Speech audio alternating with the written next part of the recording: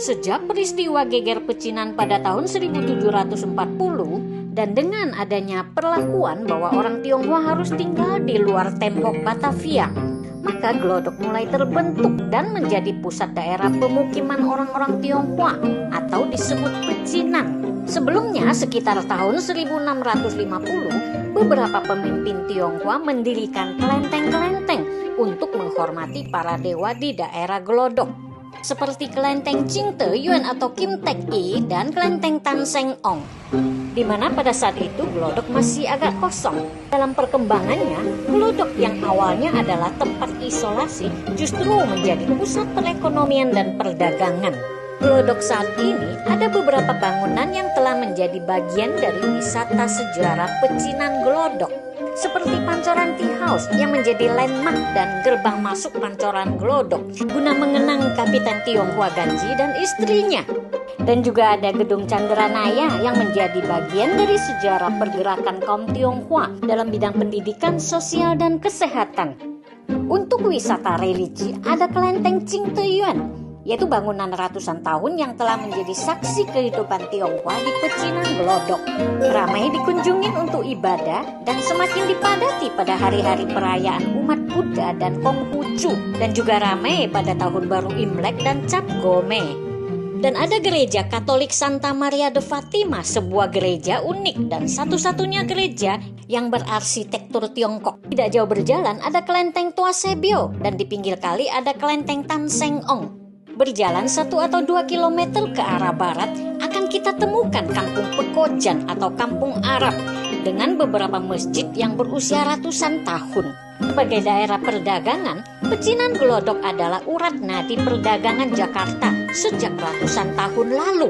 Banyaknya orang dari berbagai daerah mengadu nasib berdagang di pecinan ini menjadi awal kolaborasi berbagai etnis dalam membangun pecinan Glodok. Di sini akan kita temui berbagai macam dagangan yang menjadi ciri khas daerah ini, seperti obat herbal, pernak-pernik Tionghoa, mainan, buku, dan CD Mandarin. Sejalan dengan perkembangan zaman, transaksi non-tunai juga sudah banyak dipakai di toko dan di counter yang ada.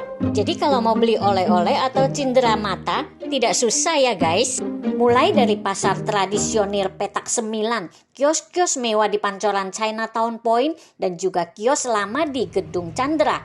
Dan pasar Glodok hingga pasar pagi adalah sorga belanja di pecinan Glodok. Beberapa atraksi dan kegiatan budaya kerap dilakukan selama 1 tahun sesuai penanggalan Tionghoa. Ada pertunjukan barongsai, leongsai, hingga kirap topekong sebagai wujud akulturasi budaya Nusantara yang ada di pecinan Glodok ini selama ratusan tahun.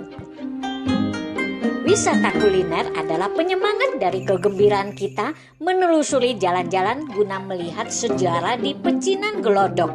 Mulai dari Gang Gloria dengan PO, bubur ikan, dan es takinya, juga areal kuliner baru di Petak 6, di mana kita bisa makan sambil swafoto dengan beberapa makanan masa kini.